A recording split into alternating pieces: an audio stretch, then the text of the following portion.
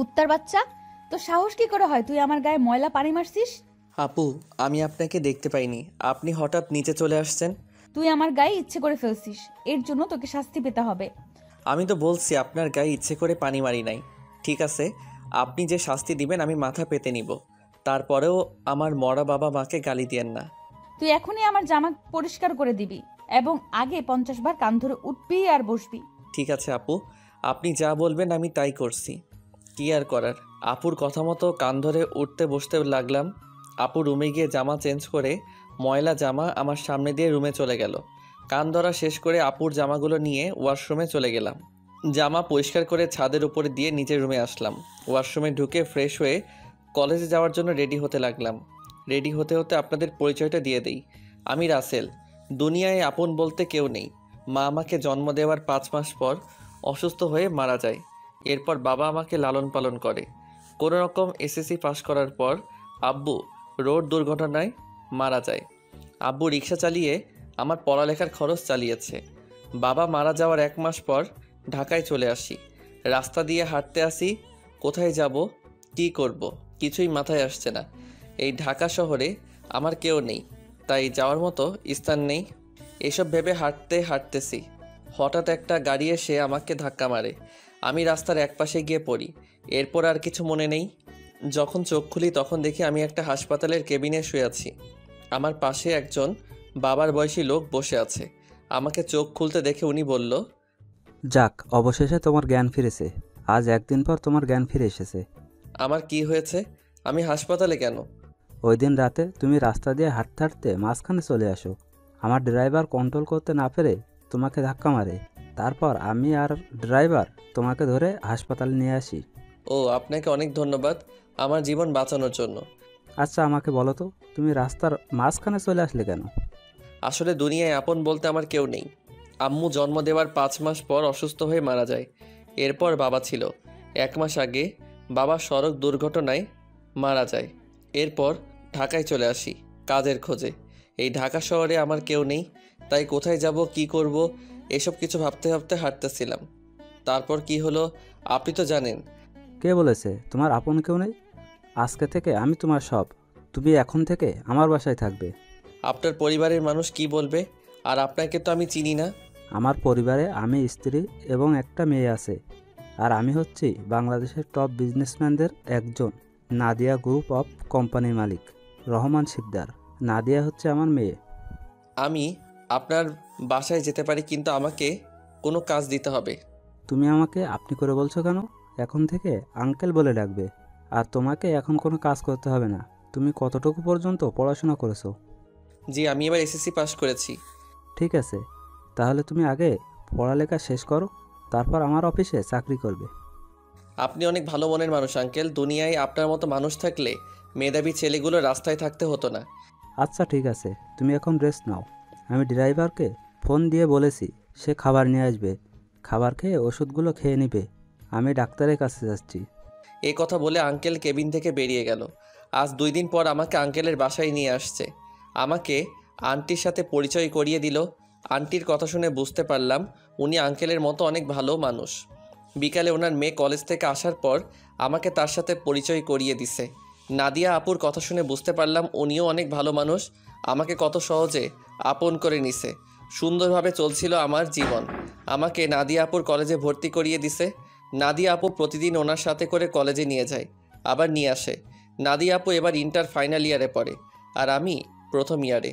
বয়সে আমার চেয়ে 2 বছরের বড় হবে। এইভাবে দেখতে দেখতে একটা বছর কেটে গেল।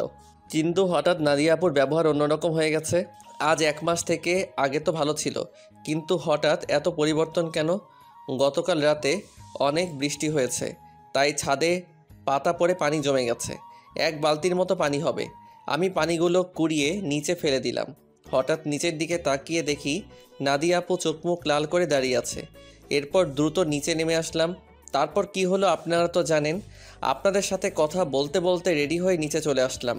নিচে এসে দেখি আপু নাই, তাই আমি খালাকে জিজ্ঞেস করলাম, খালা, নাদিয়া আপু কোথায়? উনি কি নাস্তা করবে না? নাদিয়া ম্যাম তো নাস্তা করে গাড়ি নিয়ে কলেজে চলে গেছে।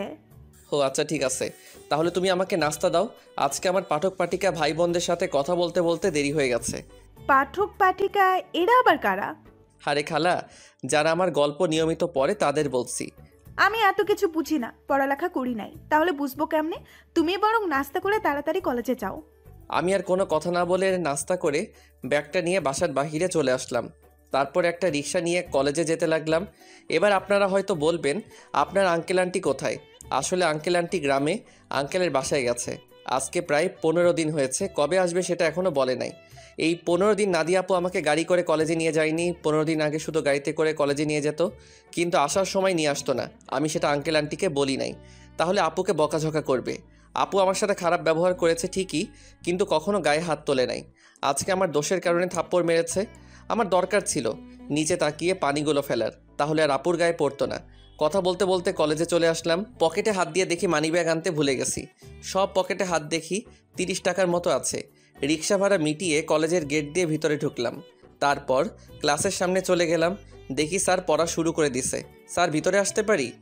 আরে রাসেল, তুমি আজকে এত দেরি কেন কলেজে আসতে? আসলে স্যার, বাসায় একটু কাজ ছিল, সেগুলো শেষ করে আসতে দেরি হয়ে গেছে। ঠিক আছে, এখন গিয়ে সিটে বসো। Okay sir.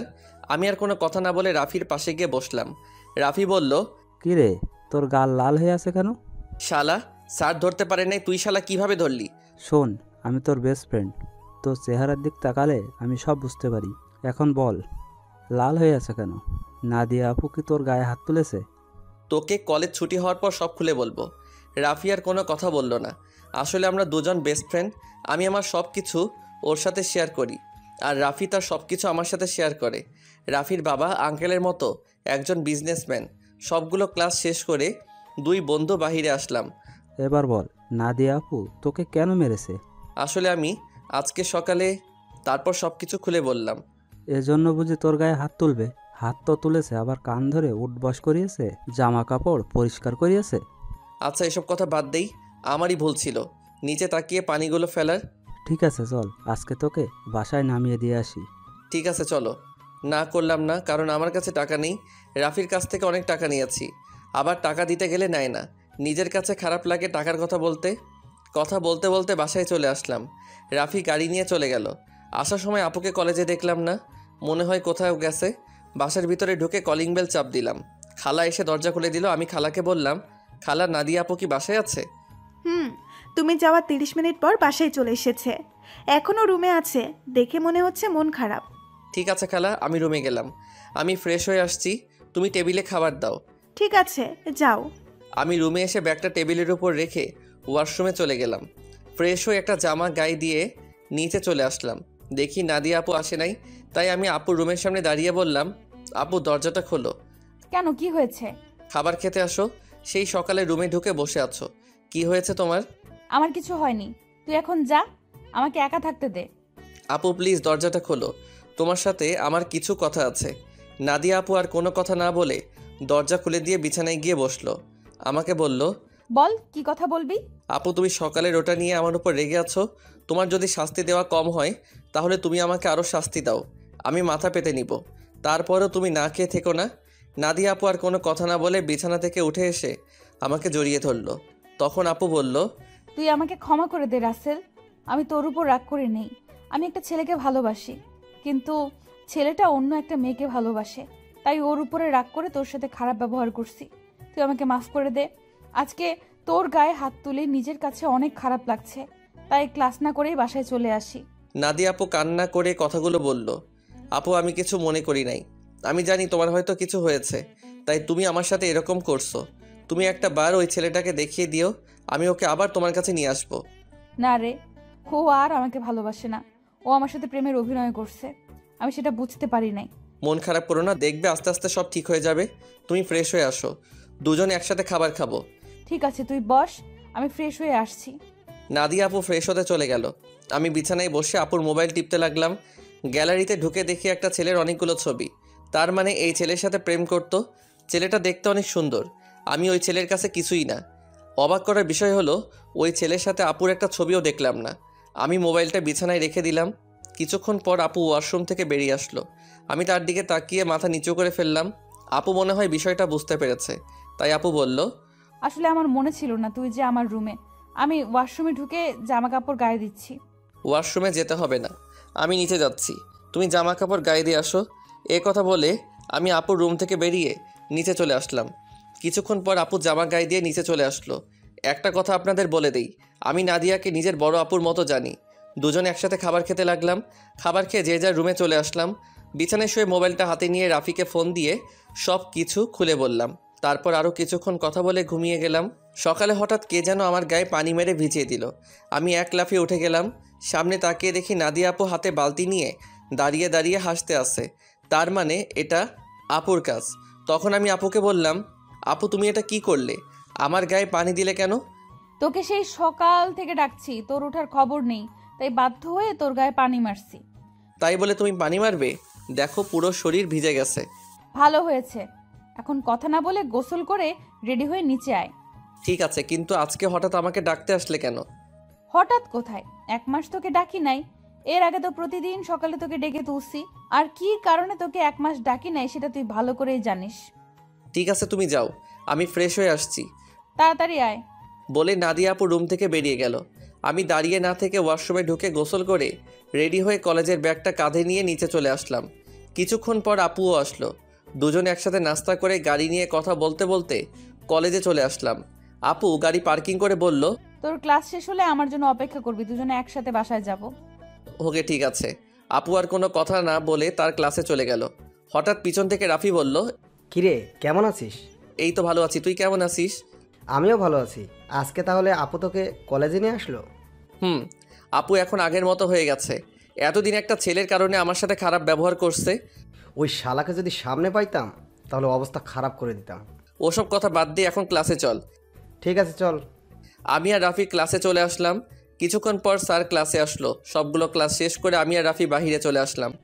রাফি তাহলে তুই বাসায় যা, আমি আপুর জন্য অপেক্ষা করছি, দুজনে একসাথে বাসায় যাব। ওকে ঠিক আছে। রাফি আমার থেকে বিদায় নিয়ে চলে গেল। আমি আপুর জন্য অপেক্ষা করতে লাগলাম। কিছুক্ষণ পর দেখি আপু তার বান্ধবীদের সাথে ক্লাস থেকে বেরিয়ে আসতেছে।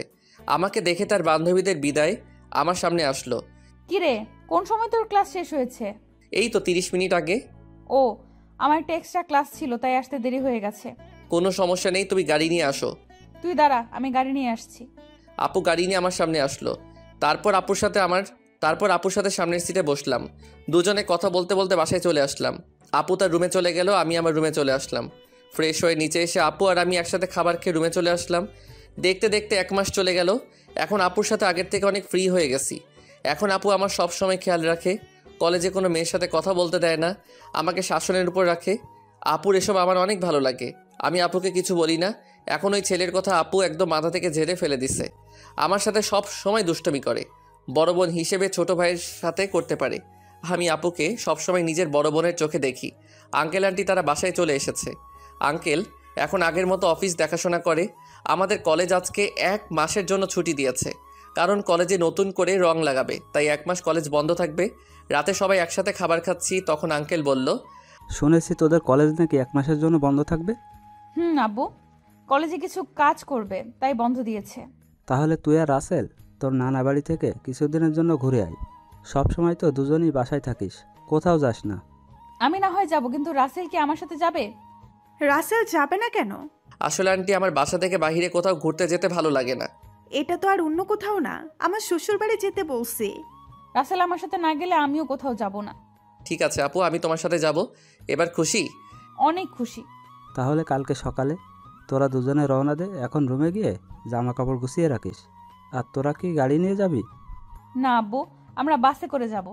কেউ আর কোনো কথা না বলে খাবার খেতে লাগলো। আমি খাবার খেয়ে রুমে চলে আসলাম। রুমে এসে জামা কাপড় গুছিয়ে রাখলাম। তারপর বিছানায় শুয়ে মোবাইল টিপতে টিপতে ঘুমিয়ে পড়লাম।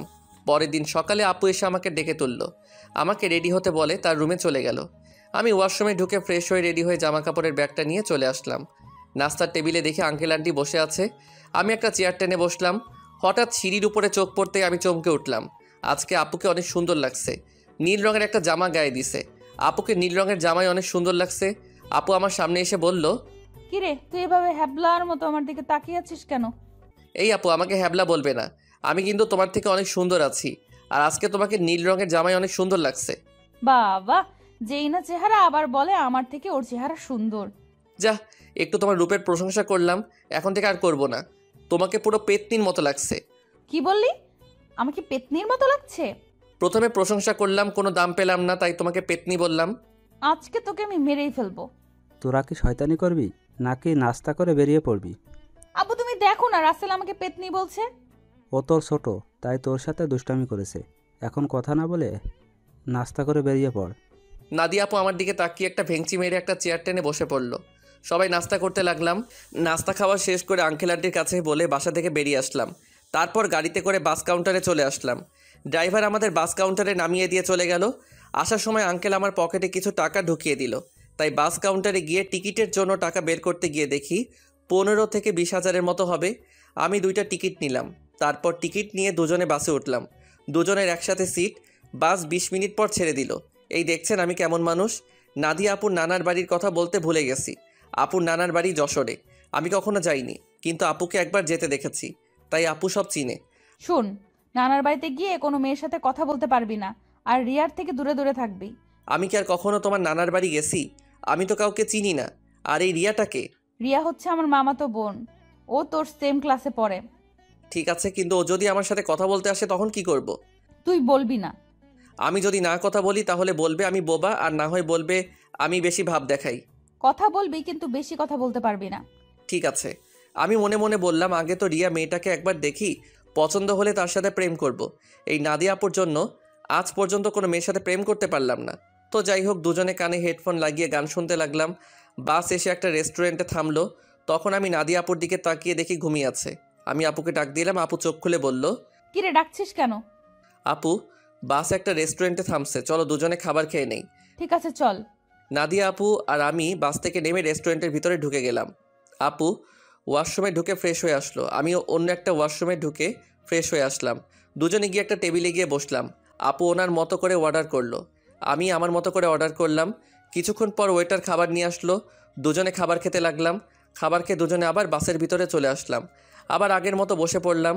বাস কিছুক্ষণ পর ছেড়ে দিল।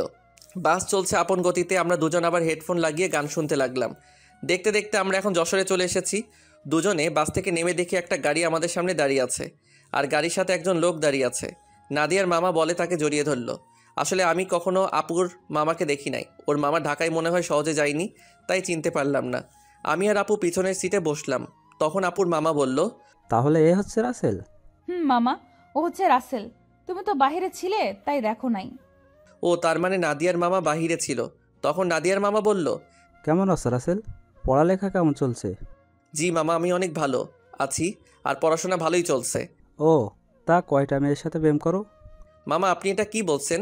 আরে সমস্যা নেই, আমাকে তোমার বন্ধু ভেবে বলতে পারো। প্রেম মনে হয় আমি কখনো করতে পারবো না। একটা পেতনির কারণে সবসময় আমাকে মেয়েদের থেকে দূরে সরিয়ে রাখে। ও মা, তাই? তা সে মানুষটাকে? আমি আপুর দিকে তাকিয়ে দেখি আমার দিকে চোখ লাল করে তাকিয়ে আছে। ভয়ে আমার গলা শুকিয়ে গেল, তাই কথা ঘুরিয়ে বললাম, আসলে আমার কলেজের এক ছেলে বন্ধু। সে বলেছে আমাদের দুজনের মধ্যে কেউ কখনো প্রেম করব না, কোনো মেয়ের সাথে বন্ধুত্ব করব না। এই কারণে আজ পর্যন্ত একটা প্রেম করতে পারলাম না। আমার কথা শুনে মামা হাসতে হাসতে শেষ। আপুর দিকে তাকিয়ে দেখে আবার মুচকি মুচকি হাসছে। যাক বাবা, এবার তাহলে বেঁচে গেছি।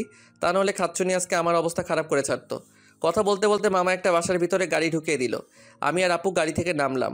আপু দৌড়ে ভিতরে চলে গেল। আমি এক জায়গায় দাঁড়িয়ে আছি। মামা গাড়ি পার্কিং করে আমার সামনে এসে বলল, কি ব্যাপার রাসেল, তুমি এখানে দাঁড়িয়ে আছো কেন? ভেতরে যাও। আমি কেমন করে যাব? আমি তো কাউকে চিনি না। আপু তো আমাকে না নিয়ে দৌড় দিয়ে ভিতরে চলে গেল। ও, এ ব্যাপার। ঠিক আছে, তুমি আমার সাথে আসো। এটা হচ্ছে আমাদের বাড়ি। আপনাদের বাড়িটা অনেক সুন্দর। এই বাড়িটা আব্বু বানিয়েছে প্রায় 5 কোটি টাকা খরচ করে। বাহির থেকে যদি এত সুন্দর হয়, না জানি ভিতরে দেখতে কেমন। তুমি ভেতরে আসো, তারপর দেখো কেমন লাগে। দুজনে কথা বলতে বলতে ভিতরে গেলাম। ভিতরে ঢুকে আমি তো আরও অবাক হয়ে গেলাম। পুরো বাড়িটা রাজপ্রাসাদের মতো। বাইরে থেকে ভেতরে কেমন লাগছে? অনেক সুন্দর মামা। গ্রামের ভেতরে আমাদের বাড়িটা 1 নম্বরে আছে। এমন বাড়ি আর কোথাও নেই। হুম। ঠিক আছে, তুমি ওপরে গিয়ে হাতের ডান পাশের রুমে চলে যাও। যতদিন এই বাড়িতে থাকবে ততদিন ওই রুমেই থাকবে। ওকে ঠিক আছে মামা। এই বলে আমি সিঁড়ি বেয়ে উপরে উঠলাম। তারপর হাতের ডান পাশের রুমে ঢুকে গেলাম। ভিতরে ঢুকে দেখি রুমটা অনেক সুন্দর। আমি কাঁধের ব্যাগটা বিছানায় রেখে জামা কাপড় বের করে ওয়াশরুমে ঢুকে গেলাম। গোসল করে একটা জামা গায়ে দিয়ে রুম থেকে বেরিয়ে আসতেই কারোর সাথে ধাক্কা খেয়ে নিচে পড়ে গেলাম। নিচে তাকিয়ে দেখি একটা মেয়ের গায়ের উপরে পড়ে আছি। মেয়েটা দেখতে খুবই সুন্দর, যে কোনো ছেলে দেখলে প্রেমে পড়ে যাবে। তো যাই হোক, আমি তাড়াতাড়ি মেয়েটার উপর থেকে উঠে গেলাম, হাত বাড়িয়ে মেয়েটাকে দাঁড় করালাম। তখন আমি বললাম, সরি, বিশ্বাস করুন আমি আপনাকে দেখতে পাইনি। সমস্যা নেই, কিন্তু আপনাকে তো ঠিক চিনতে পারলাম না। আপনি কে, আর আমাদের বাড়িতে কি করেন? আমি রাসেল, নাদিয়া আপুর সাথে এসেছি। আমি নাদিয়া আপুদের বাসায় থাকি। ও, তার মানে আপনি রাসেল। ফুপা ফুপির কাছে আপনার কথা শুনেছি। আমি রিয়া, নাদিয়া আপুর মামাতো বোন। ও, তার মানে আপু আসার সময় আপনার কথা বলছে? নাদিয়া আপু আপনাকে আমার ব্যাপারে কি বলেছে? তেমন কিছু না, বলছে আপনি নাকি আমার সেম ইয়ারে পড়েন। বাকিটা বললাম না, শুনলে রিয়া কষ্ট পাবে, তাই ওই কথা বললাম না। তখন রিয়া বলল, ও, তার মানে আপনি আমার সেম ইয়ারে পড়েন। তাহলে আমরা আপনি করে বলছি কেন? আমরা তো নাম এবং তুই করে বলতে পারি। ঠিক আছে, এখন থেকে তুই করে বলবো। এখন চল নিচে যাই। আসার পর তোর আম্মুর সাথে কথা বলি নাই এবং তোর দাদা দাদির সাথে দেখা করি নাই। ঠিক আছে, চল। আমি আর রিয়া দুজনে নিচে চলে আসলাম। আপুর দিকে তাকিয়ে দেখি আমার দিকে চোখ লাল করে তাকিয়ে আছে, মনে হয় আমাকে গিলে খাবে। আসসালামু আলাইকুম মামি, কেমন আছো তুমি? আমি ভালো আছি, তুমি কেমন আছো? আমাদের বাসায় তো কখনো আসো নাই, তোমাকে অনেকবার বলেছি আসার জন্য। আমি ভালো আছি মামি। আসলে মামি, আমার বাসা থেকে কোথাও যেতে ভালো লাগে না। আপু আমাকে নিয়ে এসেছে। নাদিয়া যদি না বলতো তাহলে বুঝি আসতে না? আসলে তেমন কিছু না মামি। আচ্ছা, এসব কথা বাদ দাও তো। এখন বলো, নানা নানি কোথায়? তাদের তো দেখছি না। আসলে আব্বু আম্মুকে নিয়ে তার ভাইয়ের বাসায় বেড়াতে গেছে। বুড়ো বয়সে ঘুরতে গেছে তারা? বুড়ো হলে বুঝে যেতে পারে না? আমি সেটা বলি নাই, মানে তাদের ভালোবাসা বুড়ো বয়সে এখনো আছে। এত কথা না বলে খাবার খা। খাবার খেয়ে তুই আমার রুমে আসবি, তোর সাথে আমার কথা আছে। ঠিক আছে আপু, আর কোনো কথা না। খাবার খেয়ে নিজের রুমে চলে আসলাম। কিছুক্ষণ রেস্ট নিয়ে আপু রুমের সামনে গিয়ে বললাম, আপু ভিতরে আসবো? আয়, বস। আমি ভিতরে ঢুকে দেখি আপুর চোখ দিয়ে পানি পড়ছে। তখন আমি আপুকে বললাম, আপু তোমার কি হয়েছে? তোমার চোখ দেখে বোঝা যাচ্ছে তুমি মনে হয় কান্না করেছো। তোকে আসার সময় কি বলছি তোর মনে নেই? তুই রিয়ার সাথে কথা বলছিস কেন? বারে, কথা বলে সমস্যা কোথায়? তোমাকে বলছি না আমি বেশি কথা বলবো না। ঠিক আছে, তুই এখন আমার রুম থেকে কোথাও যাবি না, আমার রুমে বসে থাকবি। আপু, পুরোটা রাস্তায় জার্নি করে আসছি, তাই ভাবছি একটা ঘুম দিমো। তাহলে আমার রুমে ঘুমিয়ে পড়, তোর রুমে যাওয়া লাগবে না। যদি বাড়ির মানুষ অন্য কিছু ভাবে তখন কি হবে? এই বাসার সবাই জানে আমি তোর থেকে বড়, তাহলে অন্য কিছু ভাববে না। কথা না বলে ঘুমিয়ে পড়। আমি আর কোনো কথা না বলে আপুর বিছানায় ঘুমিয়ে পড়লাম। এবার আপনাদের কিছু কথা বলি। আসলে নানা নানি এবং মামি অনেকবার ঢাকায় গেছে, তাই ওদের চিনি। কিন্তু রিয়া কখনো ঢাকায় যায়নি, আর কেন যায় না সেটা আমি বলতে পারবো না। আমার ঘুম আসার পর আপু আমার দিকে তাকিয়ে আছে আর মনে মনে বলে, রাসেল তুই কি আমার মুখের কথা বুঝতে পারিস না? আমি তোর এত খেয়াল কেন রাখি, তোকে কোনো মেয়ের সাথে কথা বলতে দেই না কেন? কারণ আমি তোকে অনেক ভালোবাসি। তোকে যদি আমার জীবনে না পাই তাহলে আমার এই জীবন শেষ করে দিব। আমি তোকে অন্য মেয়ের সাথে সহ্য করতে পারবো না। এই কথা বলে আপু আমার কপালে এবং গালে 4-5টা চুমু খেলো। তারপর রুম থেকে বেরিয়ে রিয়ার রুমে গেল। রিয়া বিছানায় শুয়ে কি যেন ভাবছে। তখন আপু রিয়ার পাশে বসে বলল, কি রে রিয়া, তোকে দেখে বোঝা যাচ্ছে তুই কিছু একটা নিয়ে চিন্তিত আছিস। আসলে আপু তেমন কিছু না। এখন বলো হঠাৎ আমার রুমে? কেন, তোর রুমে কি আসা যাবে না? আরে আমি ওইভাবে বলি নাই। আচ্ছা ওটা বাদ দাও, তোমাকে একটা কথা বলি।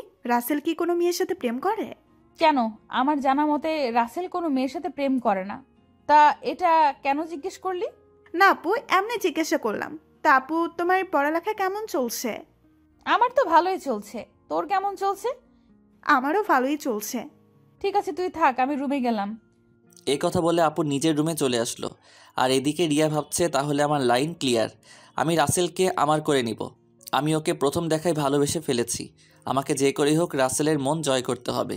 কিন্তু আমি ওর মন জয় করব কেমন করে? তখন রিয়া ভাবতে লাগলো। হঠাৎ তার মাথায় একটা বুদ্ধি আসে, আমাকে তার সাথে প্রতিদিন কলেজে নিয়ে যাবে। তারপর আস্তে আস্তে রাসেলকে রিয়ার প্রতি দুর্বল করবে। বিকালে ঘুম থেকে উঠে দেখি আপু আমার পাশে শুয়ে আছে, যেন একটা পিচ্চি মেয়ে আমার পাশে শুয়ে আছে। আমি আপুর দিকে তাকিয়ে বিছানা থেকে নামতেই আপুর ঘুমটা ভেঙে গেল।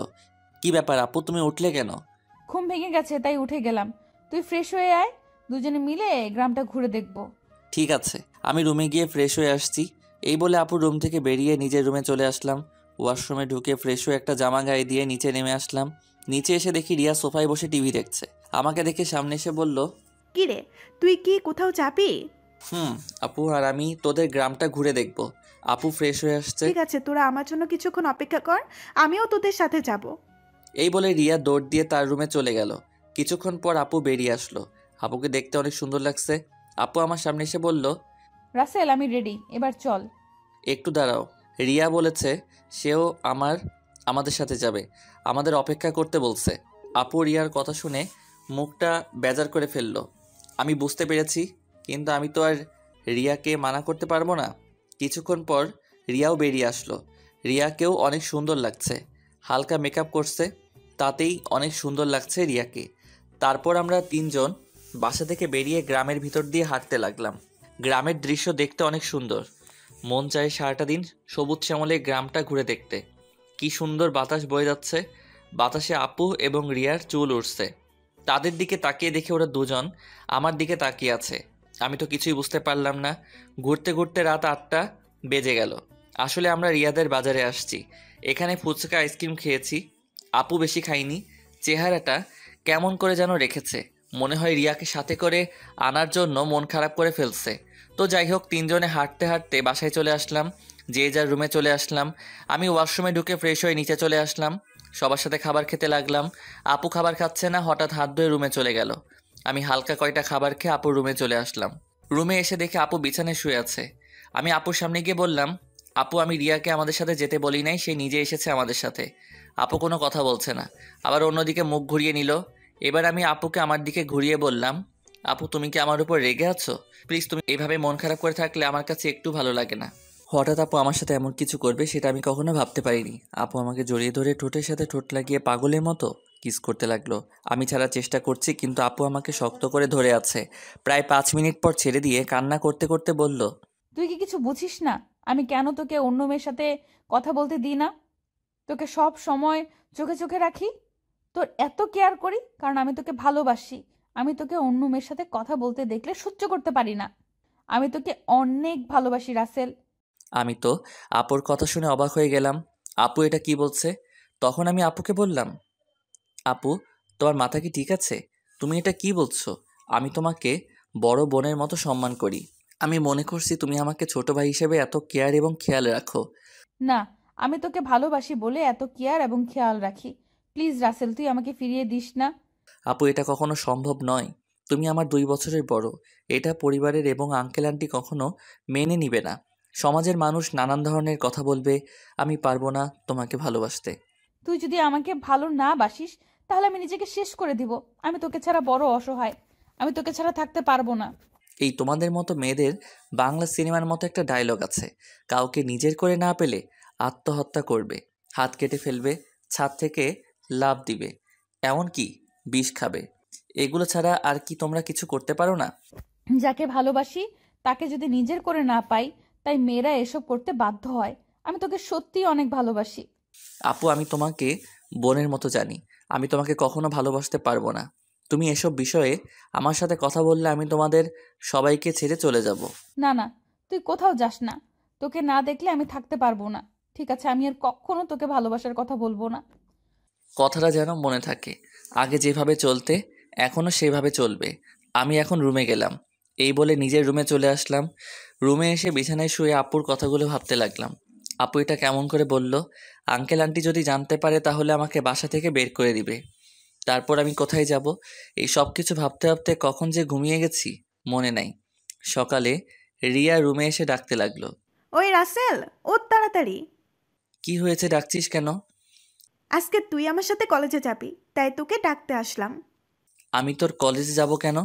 আমি তো তোর কলেজে পড়ি না। সেটা তো আমি জানি, তোকে আমাদের কলেজটা ঘুরে দেখাবো, তাড়াতাড়ি ওঠ। ঠিক আছে তুই যা, আমি ফ্রেশ হয়ে আসছি। রিয়া আর কোনো কথা না বলে আমার রুম থেকে বেরিয়ে গেল। আমি বিছানা থেকে উঠে ওয়াশরুমে ঢুকে ফ্রেশ হয়ে রেডি হয়ে নিচে চলে আসলাম। নিচে এসে দেখি মামা মামি নাস্তার টেবিলে বসে আছে। আমি গিয়ে একটা চেয়ার টেনে বসলাম। অনেক ভালো ঘুম হয়েছে মামা। তা তুমি এত সকালে ঘুম থেকে উঠলে কেন? রিয়া আমাকে ঘুম থেকে উঠিয়ে দিল তার সাথে কলেজে যাওয়ার জন্য। আমাকে নাকি তাদের কলেজটা ঘুরে দেখাবে। ও ঠিক আছে, তোমরা নাস্তা করো, আমি নাদিয়াকে ঘুম থেকে ডেকে তুলছি। আপু এখনো ঘুম থেকে উঠে নাই। এখনো তো উঠে নাই? গতকাল রাতে অল্প কয়টা খাবার খেয়েছে। মেয়েটার হঠাৎ কি হলো? কি আর হবে, মনে হয় ভালো লাগছে না তাই খাবার কম খেয়েছে। হঠাৎ রিয়া এসে একটা চেয়ার টেনে আমার পাশে বসলো। তখন রিয়া বলল, কি হয়েছে আম্মু? তোমরা কি নিয়ে কথা বলছো? আপুর আবার কি হবে? কালকে তো আমাদের সাথে সুন্দরভাবে ঘোরাঘুরি করছে। মনে হয় অনেক হাঁটাহাঁটি করাতেই শরীর খারাপ লাগছে। হয়তো তাই হবে। ঠিক আছে, তোরা নাস্তা করে কলেজে যা। আমি নাদিয়ার ঘুম থেকে উঠলে তাকে জিজ্ঞেস করব। কেউ আর কোনো কথা না বলে নাস্তা খেতে লাগলো। আর আমি তো জানি আপু কেন এমন করছে। আপু যেটা চাচ্ছে সেটা কখনোই সম্ভব নয়। আমি কখনো আপুকে ওই রকম চোখে দেখি নাই।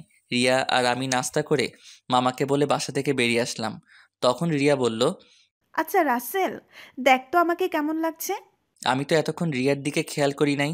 আজকে রিয়াকে অনেক সুন্দর লাগছে। রিয়ার সৌন্দর্য ফুটে তুলছে তার ঠোঁটের পাশের তিলটাই। তখন আমি বললাম, আজকে তোকে অনেক সুন্দর লাগছে। যে কোনো ছেলে দেখলে প্রেমে পড়ে যাবে। কোনো ছেলে পড়ার দরকার নেই, তুই বললেই হবে। ওই বিড়বিড় করে কি বলছিস? কিছু না, একটা রিক্সা ডাক দে। বাসায় গাড়ি থাকতে রিক্সা করে কলেজে যাবি কেন? আমার মন বলছে তুই একটা রিক্সা ডাক দে। ওই একটা রিক্সা ডাক দিব কেন? আমরা তো দুইজন এখানে। একটা রিক্সায় কি করে যাব? ওই হারামি, রিক্সায় করে আমি আর তুই যেতে পারবো না। বেশি কথা না বলে রিক্সা ডাক দে। ঠিক আছে, দিচ্ছি। একদিনের পরিচয়, তুই আমার সাথে এইভাবে ঝগড়া করছিস? তোর সাথে তো এখনো কিছু করি নাই, তাড়াতাড়ি রিক্সা ডাক দে, এমনি দেরি হয়ে যাচ্ছে। আমি আর কোনো কথা না বলে একটা রিক্সা ডাক দিলাম। দুজনে রিক্সায় উঠলাম। তখন রিয়া বলল, আচ্ছা রাসেল, তুই কি কখনো প্রেম করেছিস কোনো মেয়ের সাথে? আমার দ্বারা এসব হবে না। আমার সাথে কোনো মেয়ে প্রেম করবে না। আমার চেহারা ভালো না। কে বলেছে তোর চেহারা খারাপ? তুই দেখতে অনেক সুন্দর। সুন্দর হলে কি হবে? আপু তো আমাকে কোনো মেয়ের সাথে প্রেম করতে দিবে না। আর আমিও মনের মতো কাউকে পাইনি। আশেপাশে তাকালে তো পেতে পারিস। আমার পাশে তুই ছাড়া আর তো কেউ নেই। তাহলে পাবো কি করে? আরে পাগল, তোকে কি আমি অন্য কারো কথা বলছি? আমাকে কি চোখে পড়ে না? কিরে, চুপ করে আছিস কেন? তোর কলেজ আর কত দূর? এই তো সামনেই। তারপর দুজনে কথা বলতে বলতে রিয়ার কলেজের সামনে চলে আসলাম। আমি রিক্সা ভাড়া দিলাম। রিয়া আমাকে মানা করছে, কিন্তু তারপরেও আমি ভাড়া দিছি। দুজনে গেট দিয়ে কলেজের ভিতরে ঢুকলাম। হঠাৎ কয়টা মেয়ে আমাদের সামনে আসলো। তাদের একটা মেয়ে বলল, কি রে রিয়া, তোর সাথে উনি কে? আগে তো কখনো দেখিনি। আরে আমার মনে হয় কি, আমাদের রিয়ার বয়ফ্রেন্ড। দেখতে কিন্তু অনেক সুন্দর। যদি রিয়ার আগে আমি দেখতাম তাহলে ওর সাথে প্রেম করতাম। ও আইসে, তোর যে চেহারা, এই চেহারার এরকম ছেলে কখনো পাবি না। ওই তোরা কি চুপ করবি? ঋতুমিতু, তোরা জানিস ওকে? ও হচ্ছে আমার ফুফাতো ভাই রাসেল। তুই তো কখনো আমাদের তোর ফুফাতো ভাইয়ের কথা বলিস নাই। আমি যদি জানতাম আমার ফুফাতো ভাই আছে তাহলে তো তোদের অবশ্যই বলতাম। তোরা তো আমার ফুফাতো বোন নাদিয়া আপুকে চিনিস, ওনার ছোট ভাই। ও আচ্ছা, তা ভাইয়া কেমন আছেন? আমি এতক্ষণ ওদের কথা শুনে মাথা নিচু করে রাখলাম। আর রিয়ার কথা শুনে তো আমি আরও অবাক হয়ে গেলাম। সে ওদের সত্যিটা বলে নাই। তখন আমি বললাম, প্রথম কথা হচ্ছে আমাকে ভাইয়া বলে ডাকা যাবে না। আমি তোমাদের সাথে সেম ইয়ারে পড়ি। আর আলহামদুলিল্লাহ আমি আছি। আপনারা সবাই কেমন আছেন? যেহেতু আমাদের সাথে পড়েন তাহলে আমাদের আপনি না, তুই করে বলবেন। আমরাও ভালো আছি। ঠিক আছে, পরে কথা বলা যাবে, এখন ক্লাসে চল। আমি বলি কি, তোরা ক্লাসে যা, আমি বাসায় চলে যাই। আমি এখান থেকে কি করব? তুই আমাদের সাথে ক্লাসে যাবি? যদি তোদের স্যার এবং ছাত্র ছাত্রী কিছু বলে? তাও কথা ঠিক। আচ্ছা তাহলে তুই বাসায় চলে যা, দুপুর 1টার সময় আমাকে এসে নিয়ে যাস। আমি ঠিক আছে বলে কলেজ থেকে বেরিয়ে একটা রিক্সা নিয়ে বাসায় চলে আসলাম। বাসায় কলিং বেল চাপ দেওয়ার পর মামি এসে দরজা খুলে দিল। আমাকে দেখে বলল, কি ব্যাপার রাসেল, তুমি চলে আসলে কেন? আমি কলেজ থেকে কি করব, তাই চলে আসলাম। রিয়া বলেছে তাকে দুপুরে গিয়ে নিয়ে আসতে। ও ঠিক আছে, তুমি রুমে যাও, আমি তোমার জন্য উপরে কফি নিয়ে আসছি। আমি এখন কফি খাবো না। আপু কি ঘুম থেকে উঠেছে? নাস্তা করে এখন ওর রুমে আছে। ঠিক আছে। আমি আপুর রুমে গেলাম বলে ভিতরে ঢুকে আপুর রুমে চলে গেলাম। আপুর রুমে এসে দেখি কার সাথে যেন মোবাইলে হেসে হেসে কথা বলছে। আমাকে দেখে ফোনটা কেটে দিল। তখন বলল, তুই আমার রুমে কেন এসেছিস? আমি তোমার রুমে আসলে সমস্যা কোথায়? আর তুমি কার সাথে কথা বলছো? সেটা কি তোকে বলতে হবে? আপু, তুমি আমার সাথে এভাবে কথা বলছো কেন? তোর সাথে আমার কথা বলতে ভালো লাগছে না, তুই আমার রুম থেকে বেরিয়ে যা। আমি আর কোনো কথা না বলে আপুর রুম থেকে বেরিয়ে আমার রুমে চলে আসলাম। বিছানায় বসে ভাবতে লাগলাম, আপুর হঠাৎ কি হলো? আমার মনে হয় তার ভালোবাসা অ্যাকসেপ্ট না করার কারণে আমার উপর রেগে আছে। আপুর এমন কথায় কেন জানি আমার অনেক খারাপ লাগছে। পরে ভাবলাম, রাগ করলে করুক, কিছুদিন পর এমনি ঠিক হয়ে যাবে। আর কিছু না ভেবে একটা ঘুম দিলাম। দুপুরের দিকে ঘুম থেকে উঠে দেখি 8টা বাজার 10 মিনিট বাকি আছে, তাই কোনো রকম ফ্রেশ হয়ে মামিকে বাসা থেকে বেরিয়ে একটা রিক্সা নিয়ে রিয়ার কলেজের সামনে চলে আসলাম। কলেজের সামনে এসে দেখি রিয়া তার বান্ধবীদের সাথে বাহিরে দাঁড়িয়ে আছে। আমাকে দেখে ঋতু আর মিতুর থেকে বিদায় নিয়ে আমার সাথে রিক্সায় উঠে বসলো। তোর আসতে লেট হলো কেন? আসলে কলেজ থেকে গিয়ে ঘুমিয়ে পড়েছি, উঠতে একটু দেরি হয়ে গেছে, তাই আসতে একটু দেরি হয়েছে। ও, তারপর দুজনে কথা বলতে বলতে বাসায় চলে আসলাম। এবার রিয়া আমাকে রিক্সা ভাড়া দিতে দিল না, রিয়া এবার রিক্সা ভাড়া দিল। তারপর দুজনে বাসার ভিতরে ঢুকে যে যার রুমে চলে গেলাম। দেখতে দেখতে 10টা দিন চলে গেল। রিয়া আর তার বান্ধবীদের সাথে ভালো বন্ধুত্ব হয়েছে, কিন্তু আপু আমার সাথে ঠিকভাবে কথা বলে না। সবসময় কার সাথে যেন ফোনে হেসে হেসে কথা বলে। আপুর এড়িয়ে চলা আমার অনেক খারাপ লাগে। এখন কেন জানি আপু ফোনে কারোর সাথে হেসে হেসে কথা বললে আমার কেমন জানি লাগে। রাতে সবাই মিলে খাবার খেতে লাগলাম, তখন নাদিয়া আপু বলল, মামা মামি আমি কালকে ঢাকায় ফিরে যাব, আমার জরুরি কাজ আছে। তুই যাবি মানে? তাহলে রাসেল কি করবে? ও যাবে কিনা সেটা বলতে পারে। রাসেল, তুমি কি বলো? নাদিয়ার সাথে কি তুমি যাবে, নাকি তুমি আরও কিছুদিন থাকবে? না মামা মামি, আমিও আপুর সাথে কালকে চলে যাব। আমি থেকে কি করব? তা গাড়ি নিয়ে যাবে নাকি বাসে করে যাবে? না মামা, আমরা বাসে করে যাব। তুমি ড্রাইভারকে বলে দিও আমাদের বাস কাউন্টারে নামিয়ে দিতে। হঠাৎ রিয়ার আবার কি হলো? ও খাবার না খেয়ে রুমে চলে গেল কেন? সেটা আমি বলবো কেমন করে? তুমি গিয়ে তোমার মেয়েকে জিজ্ঞেস করো। ঠিক আছে, ওর সাথে পরে কথা বলবো, এখন খাবার খাও। সবাই খাবার খেতে লাগলো। আমি খাবার খেয়ে রুমে চলে আসলাম। রুমে এসে দেখি টেবিলের উপর একটা কাগজ, লেখা আছে, রাসেল তুই একটু ছাদে আয়, আমি রিয়া, তোর সাথে কিছু কথা আছে। রিয়া হঠাৎ আমাকে ছাদে যেতে বলল কেন? আমি আর কোনো কিছু না ভেবে রুম থেকে বেরিয়ে ছাদে চলে গেলাম। ছাদে নিয়ে দেখি রিয়া ছাদের একটা কোথায় অন্যদিকে তাকিয়ে আছে। আমি রিয়ার সামনে গেলাম, তারপর রিয়াকে বললাম, বল আমাকে ছাদে আসতে বললি কেন? রিয়া আমার দিকে ঘুরে তাকালো। রিয়ার চোখ দেখি লাল হয়ে আছে, মনে হয় কান্না করছে। রিয়া বলল, রাসেল আমি তোকে কিছু কথা বলতে চাই, প্লিজ তুই না করিস না। কি কথা আগে সেটা বল। তারপর রিয়া আমাকে যে কথা বলল, সে কথা কখনো আমি রিয়ার থেকে আশা করি নাই। রিয়া এ কথা কিভাবে বলতে পারলো? রাসেল আমি তোকে প্রথম যেদিন আমাদের বাসায় দেখি, তোর সাথে ধাক্কা খাই, সেদিন থেকে আমি তোকে ভালোবেসে ফেলেছি। আমি মনে করছি আরও কিছুদিন পর তোকে ভালোবাসার কথা বলবো, কিন্তু যখন শুনেছি তুই কালকে ঢাকায় ফিরে যাবি, তখন আমার মনটা অনেক খারাপ হয়ে যায়। আমি আর থাকতে পারলাম না, তাই তোকে সাথে ডেকে ভালোবাসার কথা বললাম। সত্যি রাসেল, আমি তোকে অনেক ভালোবাসি। এ কথা বলে রিয়া আমাকে জড়িয়ে ধরলো। আমি রিয়াকে বন্ধু ছাড়া অন্য কিছু ভাবি নাই, তাই ওর সাথে এত ফ্রি হয়েছি। কিন্তু রিয়া যে আমাকে ভালোবাসার কথা বলবে তা আমি কখনো ভাবিনি। আমি রিয়াকে আমার থেকে ছেড়ে বললাম, দেখো রিয়া, আমি তোকে বন্ধু ছাড়া অন্য কিছু কখনো ভাবিনি। আমি তোকে ভালোবাসতে পারবো না, তুই প্লিজ রাগ করিস না। তুই আমার থেকে অনেক ভালো ছেলে পাবি, আমাকে তুই ভুলে যা। রিয়া আমার কথা শুনে জোরে জোরে কান্না করে দিল। তারপর রিয়া বলল, তুই কেন আমাকে ভালোবাসতে পারবি না? আমি কি দেখতে খারাপ? কেন ভালোবাসতে পারবো না সেটা আমি বলতে পারবো না, আর তুই দেখতে অনেক সুন্দর। ঠিক আছে, জোর করে তো আর কারো ভালোবাসা পাওয়া যায় না, কিন্তু আমি তোকে কখনো ভুলতে পারবো না। তোকে আমি অনেক ভালোবেসে ফেলেছি। প্লিজ তুই পাগলামি করিস না, দেখবি তুই আমার থেকে ভালো ছেলে পাবি। ঠিক আছে, আমি রুমে গেলাম। এ কথা বলে রিয়া ছাদ থেকে নেমে গেল। এই কারণে মেয়েদের সাথে বন্ধুত্ব করি না। আমি আর কিছু না ভেবে ছাদ থেকে নেমে নিজের রুমে চলে গেলাম। বিছানায় শুয়ে পড়লাম। পরের দিন সবার থেকে বিদায় নিয়ে আমি আর আপু বেরিয়ে আসলাম। রিয়া আর আমার সামনে আসে নাই। ড্রাইভার আমাদের বাস কাউন্টারে নামিয়ে দিয়ে চলে গেল। আসার সময় আপু একটা কথাও বলে নাই আমার সাথে। আপুর এত পরিবর্তনে আমার অনেক খারাপই লাগছে। আপুর দুষ্টুমিগুলো, কেয়ার করা সব কিছুই মিস করছি। আগে ঢাকায় ফিরে যাই, তারপর আপুর সাথে কথা বলবো।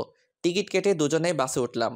দুজনে সিট একসাথে পড়েছে। আপু জানালার পাশে গিয়ে বসলো। দেখতে দেখতে আমরা ঢাকায় এসে পৌঁছে গেলাম। ড্রাইভার আঙ্কেল আমাদের নেওয়ার জন্য গাড়ি নিয়ে অপেক্ষা করছে। আমি আসার সময় ড্রাইভার আঙ্কেলকে ফোন দিয়ে আসতে বলেছি।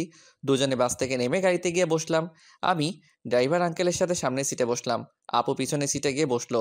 আপুর দিকে তাকিয়ে দেখি কার সাথে যেন মোবাইলে চ্যাটিং করছে। আমি আপুর থেকে চোখ সরিয়ে নিলাম। কিছুক্ষণ পর বাসায় চলে আসলাম। আপু গাড়ি থেকে নেমে ভিতরে চলে গেল। আমি জামা কাপড়ের ব্যাগ নিয়ে ভিতরে গেলাম। আন্টি বলল, কি ব্যাপার রাসেল, তোমরা এত তাড়াতাড়ি বাসে আসলে যে? আরও কিছুদিন থাকতে।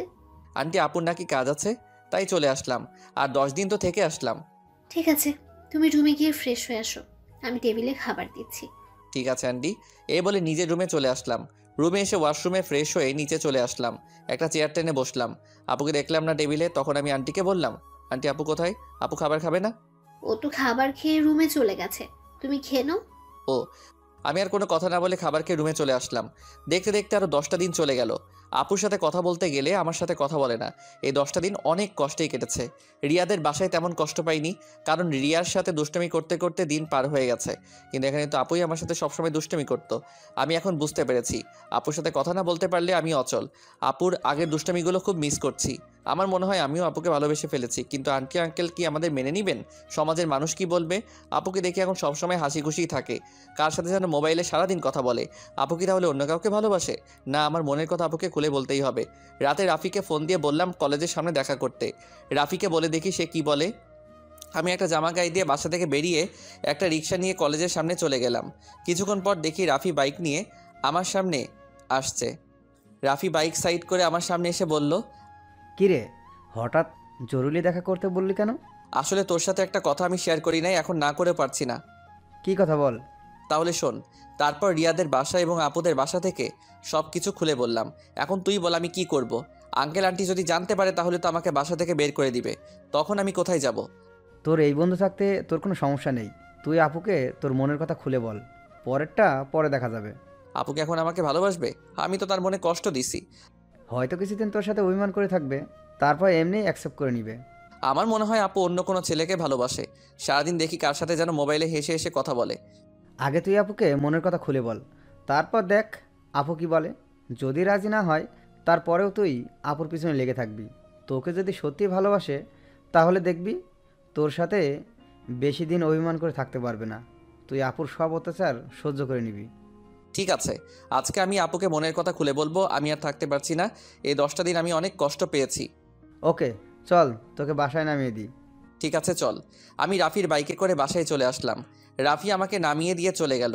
বাসার ভিতরে ঢুকে দেখি একটা গাড়ি, কিন্তু গাড়িটা তো আঙ্কেলের না। তাহলে বাসায় কারা এসেছে? আমি দরজার সামনে দাঁড়িয়ে কলিং বেল চাপ দিলাম।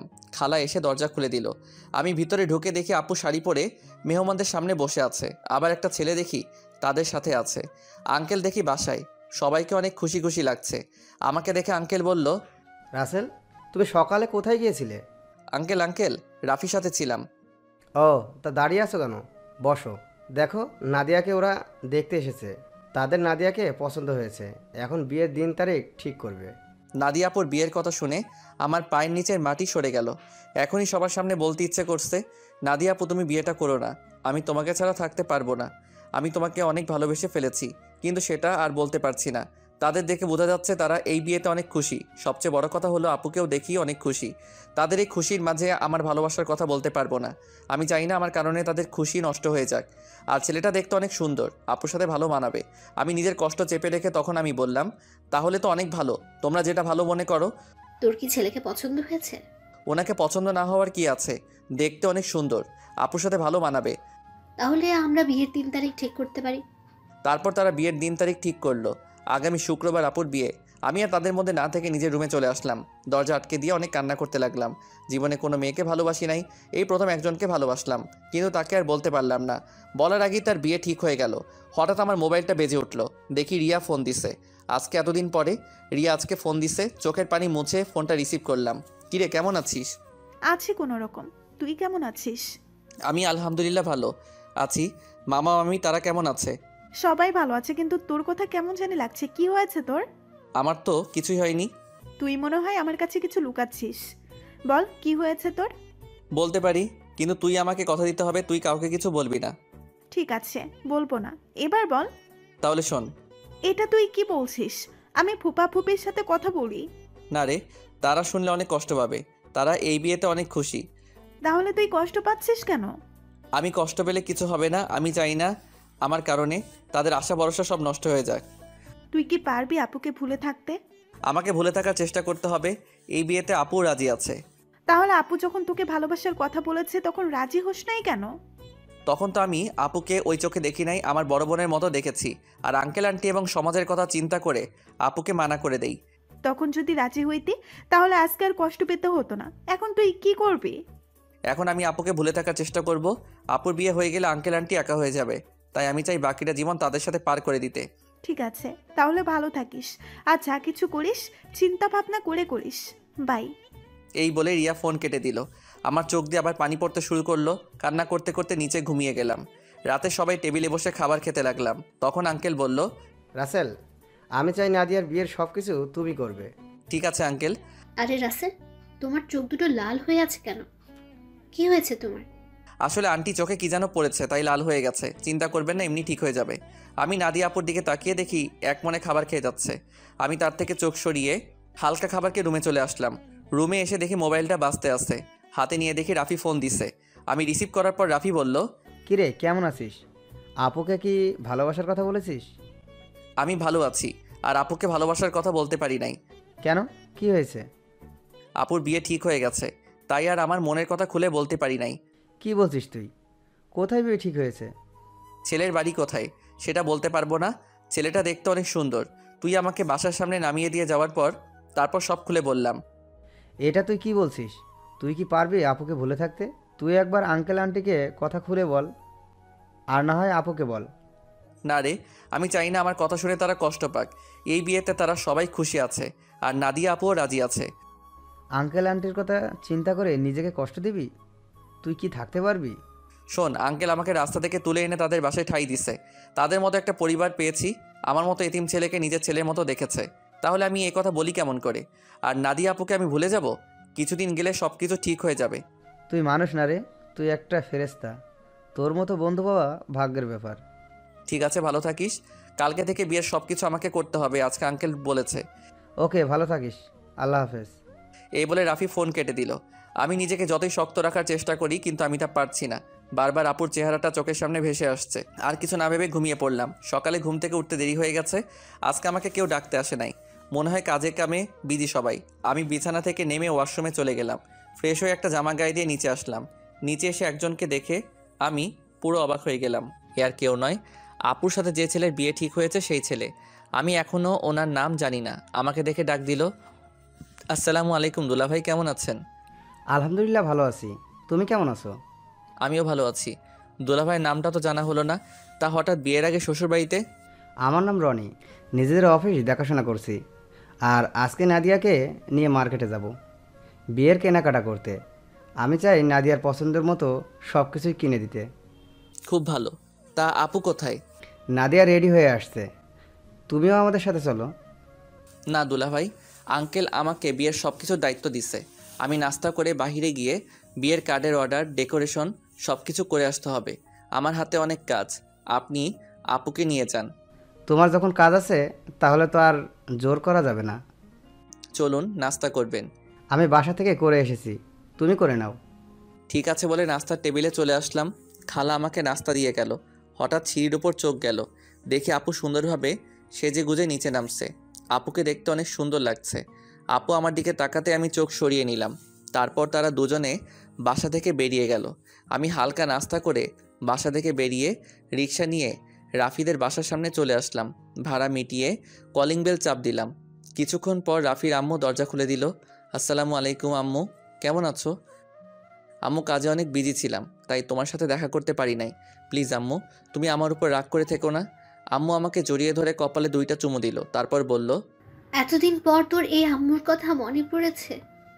সরি আম্মু, আমার ভুল হয়ে গেছে, আর কখনো এমন ভুল করব না। ঠিক আছে, এখন ভেতরে আয়। রাফি তার রুমে আছে, তুই ওর রুমে যা, আর আমি কফি পাঠিয়ে দিচ্ছি। ঠিক আছে আম্মু। আমি ভিতরে ঢুকে উপরে রাফির রুমে যেতে লাগলাম। এবার আপনাদের বলি, রাফির আম্মু জানে আমার আব্বু আম্মু নেই, আমি একটা এতিম ছেলে। তখন রাফির আম্মু আমাকে বলে, কে বলেছে তোর আব্বু আম্মু নেই? আজকে আমি তোর আম্মু। এখন থেকে আমাকে আম্মু বলে ডাকবি। এখন আমার 2 ছেলে। এরপর থেকে রাফির আম্মুকে আমি আম্মু বলে ডাকি। রাফির রুমে এসে দেখি রাফি বিছানায় শুয়ে মোবাইল টিপতে আছে। আমাকে দেখে উঠে বসলো। কিরে, তুই কখন আসলি? এই তো কিছুক্ষণ আগে। তা তুই আসবি, আমাকে তো বললি না। আমি তো এমনি আসি নাই। আপুর বিয়ের সব দায়িত্ব আঙ্কেল আমাকে দিছে। আমি তো একা একা সব কিছু করতে পারবো না, তাই তোকে নিয়ে সব কিছু করব। নিজের ভালোবাসার মানুষের বিয়ের সব দায়িত্ব পালন করবি? তোর কি একটুও কষ্ট হচ্ছে না? কষ্ট হলে তো কিছুই করার নেই। আঙ্কেল আন্টির সুখের জন্য আমি সব কিছু করতে রাজি আছি। এখন তাড়াতাড়ি রেডি হয়ে নে, হাতে অনেক কাজ আছে। ঠিক আছে, তুই বস, আমি ফ্রেশ হয়ে আসছি। এটা বলে রাফি ওয়াশরুমে ঢুকে ফ্রেশ হয়ে আসলো। আম্মু এসে আমাদের কফি দিয়ে গেল। দুজনে কফি খেয়ে আম্মুর রুম থেকে বিদায় নিয়ে বাইরে চলে আসলাম। বাইক নিয়ে দুজনে বেরিয়ে পড়লাম। প্রথমে বিয়ের কার্ডের অর্ডার দিলাম, তারপর বাকি যে কাজ ছিল সব কিছুর কাজ সেরে বাসায় চলে আসলাম। রাফি আমাকে বাসার সামনে নামিয়ে দিয়ে চলে গেল। আমি বাসার ভিতরে ঢুকে কলিং বেল চাপ দেওয়ার পর খালা এসে দরজা খুলে দিল। সব কাজ শেষ করে আসতে সন্ধ্যা হয়ে গেছে। আমি আর বাহিরে দুপুরে খাবার খেলাম। ভিতরে ঢুকে দেখি আঙ্কেল আন্টি সোফায় বসে কফি খাচ্ছে আর কথা বলছে। আমাকে দেখে আঙ্কেল ডাক দিল। আমি গিয়ে তাদের পাশে বসলাম। রাসেল, সব কাজ কি শেষ? জি আঙ্কেল, কালকে সকালে ডেকোরেশনের সব লোক মালপত্র নিয়ে চলে আসবে, আর বিয়ের কার্ড কালকে বিকালে নিয়ে আসতে বলেছে। ফুলের লোক গায়ে হলুদের দিন সকালে আসবে। ঠিক আছে, তুমি এখন রুমে গিয়ে ফ্রেশ হয়ে কিছুক্ষণ রেস্ট নাও, কালকে আবার কাজে লেগে পড়তে হবে। ঠিক আছে আঙ্কেল, এই বলে নিজের রুমে চলে আসলাম। ওয়াশরুমে ঢুকে ফ্রেশ হয়ে বিছানায় শুয়ে পড়লাম। রাতে খাবার খাওয়ার জন্য খালা ডেকে গেছে, তাই বিছানা থেকে উঠে নিচে চলে আসলাম। টেবিলের সামনে গিয়ে দেখি আঙ্কেল আন্টি আর আপু বসে আছে। আমি একটা চেয়ার টেনে বসলাম। আন্টি খাবার বেড়ে দিল। আপুর দিকে তাকিয়ে দেখি এক মনে খাবার খেয়ে যাচ্ছে। আমার দিকে একটাবার তাকালো না। আমি খাবার খেয়ে নিজের রুমে চলে আসলাম। তারপর বিছানায় শুয়ে পড়লাম। পরের দিন বিকালে বিয়ের কার্ড নিয়ে আসলাম। তখন আমি আঙ্কেলকে বললাম, আঙ্কেল বিয়ের কার্ডগুলো কি করব? তোমার বন্ধু বান্ধব কতজন আছে তাদের একটা করে দিয়ে আসো, আমি কিছু রাখছি, আর বাকিগুলো নাদিয়াকে দিয়ে আয়।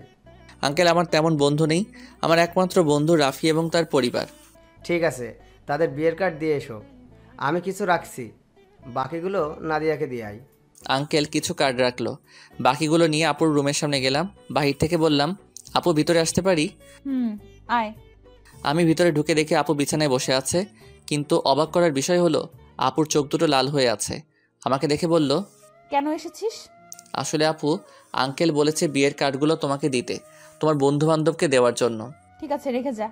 আমি বিছানার উপরে কার্ডগুলো রেখে যেই না রুম থেকে বেরিয়ে যাব, তখন আপু আমাকে পিছন থেকে জড়িয়ে ধরে কান্না করে দিল। আমি আপুকে আমার দিকে ঘুরিয়ে বললাম, আপু তুমি কান্না করছো কেন? তুই কি মানুষ নাকি অন্য কিছু? আপু হঠাৎ এই কথা বললে কেন? আমাকে রিয়া ফোন করে সব বলে দিছে। তুই আমাকে ভালোবাসার কথা বললি না কেন? আমি তোমাকে যেদিন বলতে যাব সেদিন দেখি তোমাকে ছেলেপক্ষ দেখতে এসেছে, তাই আর বলি নাই। তুই তো আমাকে একটাবার বলে দেখতি, তোকে আমি এখনো অনেক ভালোবাসি। সেটা আর কখনো সম্ভব না। তোমার বিয়ে ঠিক হয়ে গেছে। এই বিয়েতে আঙ্কেল আন্টি অনেক খুশি। আমি চাই না তাদের মনে কষ্ট দিতে। তুই মা বাবার সুখের কথা চিন্তা করে নিজের ভালোবাসা কোরবানি করে দিবি? এছাড়া আমার কোনো উপায় নেই। ঠিক আছে, তুই যখন মা বাবার সুখের কথা চিন্তা করে আমাকে বিয়ে করবি না, তাহলে আমি রনিকে বিয়ে করব, কিন্তু কখনো রনিকে স্বামীর অধিকার দিব না। আমি তোকে ভালোবাসি আর সারা জীবন বেঁচে যাব। আপু তুমি এমন পাগলামি করো না। আমাকে তুমি ভুলে যাও। নিজের বাবা মার কথা একটাবার চিন্তা করো। তোমার এই বিয়েতে তারা অনেক খুশি। তুই আমার রুম থেকে বেরিয়ে যা। যে ছেলে নিজের ভালোবাসার মানুষকে অন্য ছেলের হাতে তুলে দিতে রাজি আছে, সে কখনো কাউকে ভালোবাসতে পারে না। আমি আর কোনো কথা না বলে নিজের রুমে চলে আসলাম। নিজের চোখ দিয়ে 2 ফোঁটা পানি পড়ে গেল। আপু আমি তোমাকে অনেক ভালোবাসি। তুমি যদি আমার জায়গায় হতে তাহলে তুমি তাই করতে। আমার কিছু করার নেই। দেখতে দেখতে বিয়ের দিন চলে এসেছে। আপুর বিয়েতে সবাই এসেছে। আজকে আপুর গায়ে হলুদ। আপুকে স্টেজে আনা হয়েছে। এক এক করে সবাই আপুকে হলুদ লাগাতে লাগলো। আমি একটু দূরে দাঁড়িয়ে দাঁড়িয়ে দেখতে লাগলাম। হলুদ শাড়িতে আপুকে অনেক সুন্দর লাগছে, যেন একটা পরী সামনে বসে আছে। রিয়া আমার সামনে এসে বলল, কি রে, এখানে দাঁড়িয়ে আছিস কেন? এমনি দাঁড়িয়ে আছি। তুই কি মনে করেছিস আমি কিছু বুঝি না? এখনো সময় আছে, তুই মামা মামিকে সবকিছু খুলে বল। না রে, আমি চাই না তাদের মনে কষ্ট দিতে। তোর কি কষ্ট হচ্ছে না? আমি চুপ হয়ে গেলাম। মনে মনে বললাম, আমার ভিতরটা ফেটে যাচ্ছে, কিন্তু আমি এখন কি করব? আমাকে চুপ থাকতে দেখে রিয়া আবার বলল, কি রে, কথা বলছিস না কেন? আমার ভালো লাগছে না, তুই আমাকে একটু একা থাকতে দে। রিয়া আর কোনো কথা না বলে চলে গেল। হঠাৎ আঙ্কেল আমার সামনে এসে বলল, কী ব্যাপার রাসেল, তুমি এখানে দাঁড়িয়ে আছো কেন? যাও নাদিয়াকে হলুদ লাগিয়ে দিয়ে আসো। যাচ্ছি আঙ্কেল বলে স্টেজে উঠে নাদিয়া আপুর সাথে বসলাম।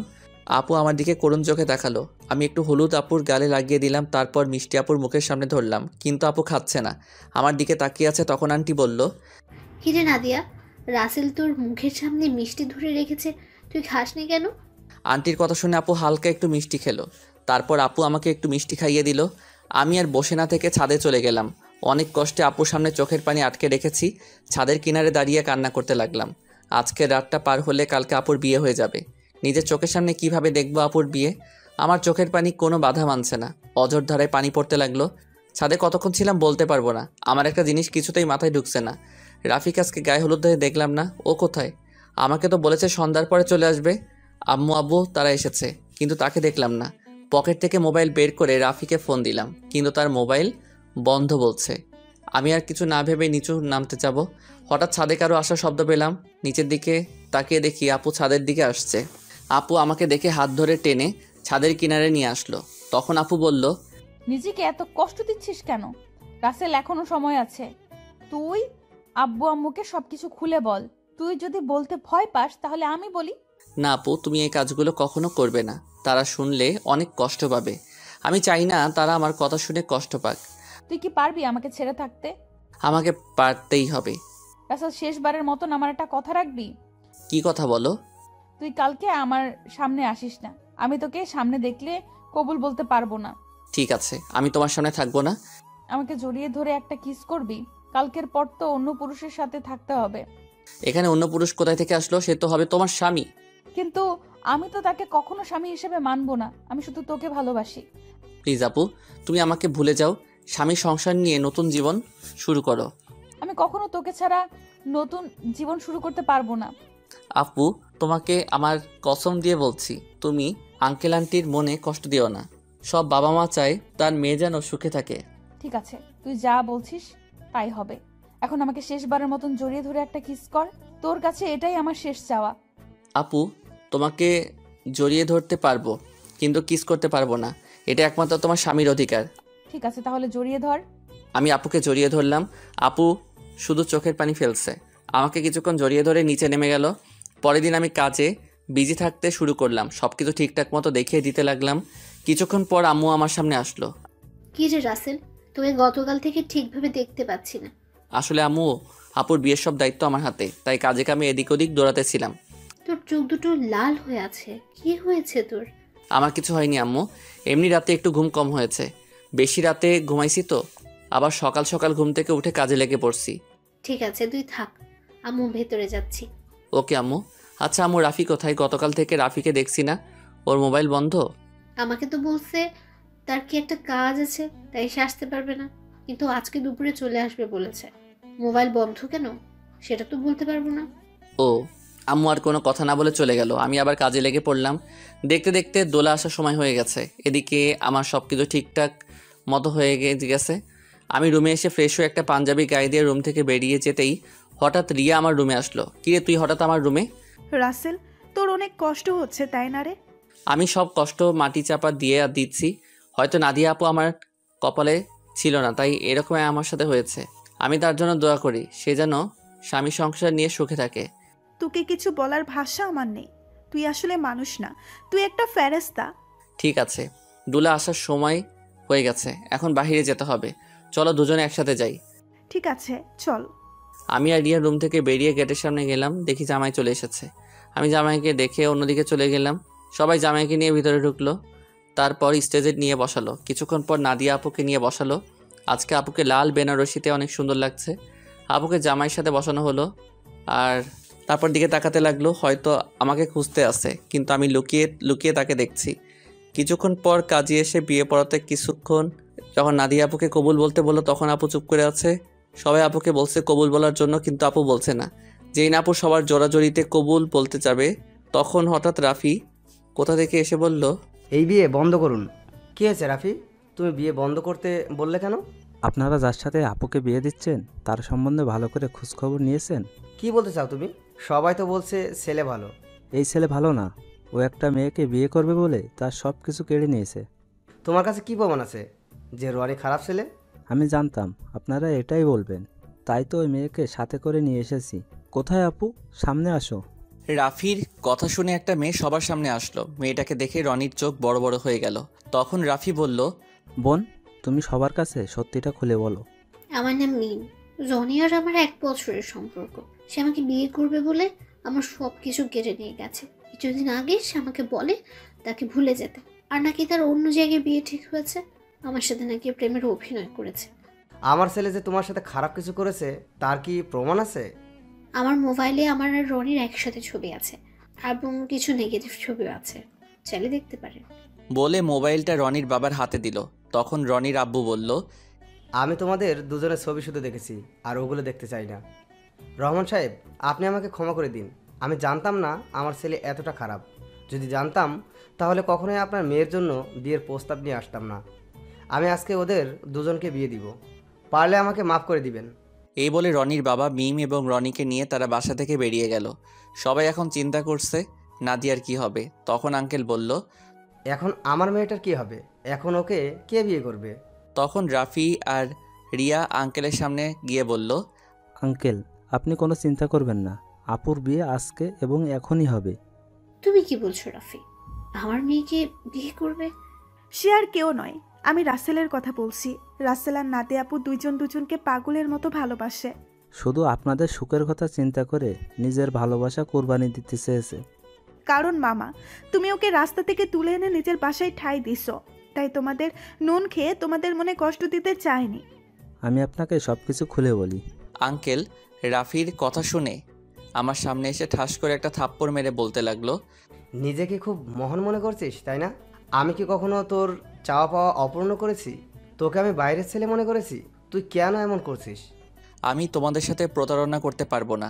আমি আপনাদের দুজনকে সবসময় নিজের মা বাবার মতো দেখে এসেছি। আমি একটা এতিম ছেলেকে ঠাঁই দিয়ে নতুন জীবন দিয়েছেন। আমি কি করে আপনাদের মনে কষ্ট দেই? আরে আমি তোকে কখনো অন্যভাবে দেখিনি। আমি তোকে নিজের ছেলের মতো জানি। তুই আমাদের কাছে একটাবার বলে দেখতি, আমি কখনো মানা করতাম না। এটা শুনে আমি তো আরো খুশি হয়েছি। আচ্ছা তোর কথা বাদ দিলাম, নাদিয়া তো আমাদের খুলে বলতে পারতি। আমি তোমাদের সবকিছু খুলে বলতে চেয়েছি, কিন্তু রাসেল আমাকে মানা করেছে, আবার আমাকে কসম দিছে। ঠিক আছে, এখন সব বাদ। এখন রাফি, তুমি রাসেলকে তৈরি করে নিয়ে আসো। ঠিক আছে আঙ্কেল। এ বলে রাফি আমাকে নিয়ে ওপরে চলে আসলো। আমি সাথে সাথে রাফিকে জড়িয়ে ধরে কান্না করে দিলাম। তারপর বললাম, কি রে, কেমনে কি? আমার পাঠক পাঠিকারা তো কিছুই বুঝতে পারছে না, একটু সবাইকে খুলে বল। ঠিক আছে, বলছি। আমি গতকাল দুপুরে মার্কেটে যাচ্ছিলাম আপুর বিয়ের উপহার কিনতে। তখন হঠাৎ দেখি একটা মেয়ে রনির মতো একটা ছেলের সাথে কথা বলছে। হঠাৎ ছেলেটা মেয়েটাকে ঠাস করে 2টা থাপ্পড় মেরে চলে যায়। ছেলেটা যে সময় গাড়িতে উঠবে তখন তার চেহারা দেখে অবাক হয়ে যায়, কারণ সে ছিল রনি ভাই। আমি আর দাঁড়িয়ে না থেকে মেয়েটার কাছে গেলাম। তখন তাকে জিজ্ঞেস করি, ওই ছেলেটার সাথে তোমার কি সম্পর্ক? তারপর মেয়েটি সব খুলে বলে। কি বলেছে আপনারা তো সব জানেন। তুই মিমের সব কথা শুনে কি বলছিস? আমি ওর কথা শুনে তাকে নিয়ে বাসায় চলে আসলাম। আব্বু আম্মুকে বললাম, আমার বন্ধু, তোমরা সবাই বিয়ে বাড়িতে চলে যাও, আমি বিয়ের দিন যাব। আমার বন্ধুর সাথে আমার কিছু কাজ আছে। আব্বু আম্মু পরে কিছু বলে নাই? মানে একটা মেয়ের সাথে তোর কি কাজ? তুই তো জানিস আব্বু আম্মু আমাকে অনেক বিশ্বাস করে, তার ছেলে কখনো খারাপ কাজ করবে না। আব্বু আম্মু চলে আসার পর কোনো রকম রাতটা কাটিয়ে পরের দিন বিয়ে বাড়িতে নিয়ে আসলাম। আমি সবার সামনে রনির মুখোশ খুলে দেওয়ার জন্য বিয়ের দিন মিমকে নিয়ে আসি। আজকে তোর কারণে আমার ভালোবাসার মানুষকে আপন করে পেয়েছি। তোর এই ঋণ কখনো শোধ করতে পারবো না। হয়েছে, তোর ঋণ শোধ করা লাগবে না, শুধু আমার একটা হেল্প করে দিতে হবে। বল, তোর কি হেল্প লাগবে?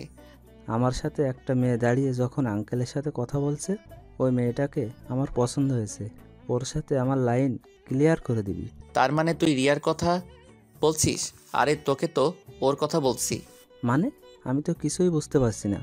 তোকে বলছি না, আমাকে আপুর মামাতো বোন রিয়া প্রপোজ করছে, এই সেই মেয়ে। কি?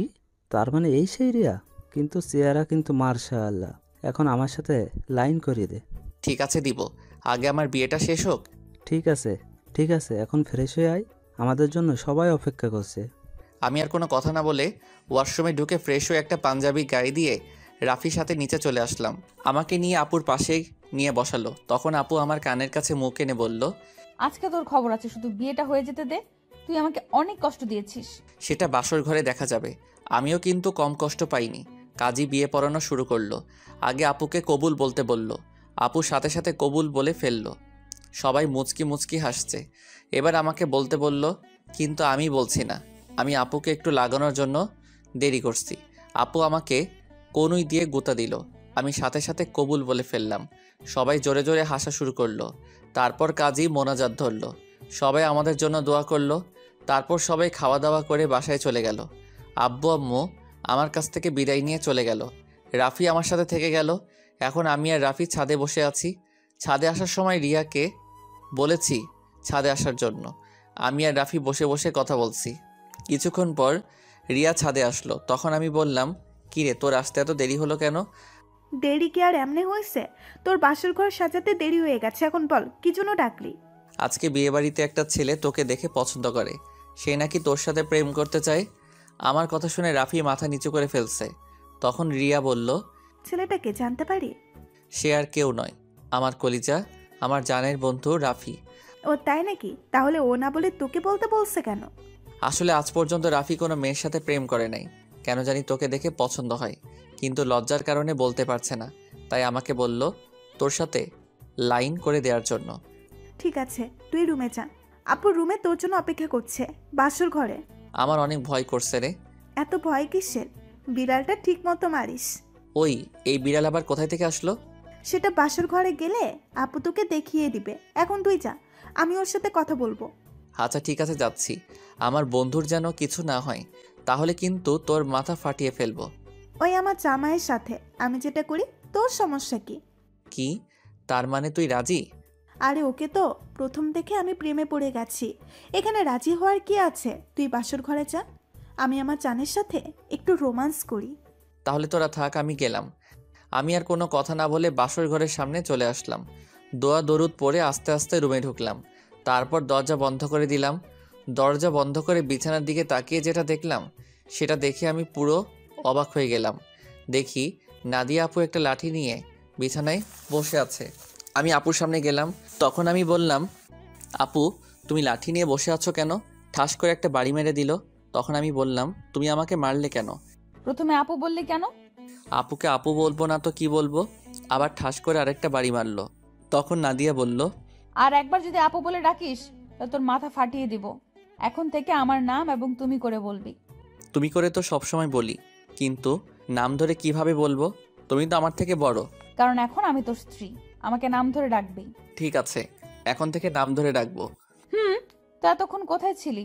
তোর আসতে এত লেট হলো কেন? আগে বলো, তুমি আমাকে তুই করে বলছো কেন? আমি তোমার স্বামী, আমাকে তুমি করে বলবে। ঠিক আছে বলবো, এখন বল আসতে দেরি হলো কেন? তাহলে শোনো। তারপর রাফি আর রিয়ার কথা খুলে বললাম। সেটা তো খুশির খবর। আজকে রাফির জন্য তোমাকে আমি আপন করে পেয়েছি। ও না থাকলে এতক্ষণে আমাকে বাসর ঘরে রনি থাকতো। ঠিক আছে, এখন অজু করে আসো, 2 রাকাত নফল নামাজ আদায় করতে হবে। ঠিকই বলেছ। ওর মতো বন্ধু পাওয়া ভাগ্যের ব্যাপার। করব। আগে আমাকে একটা কথার উত্তর দাও। বিয়ের আগে তোমাকে দেখছি সব সময় কার সাথে যেন হেসে হেসে কথা বলতে। তুমি কার সাথে কথা বলতে?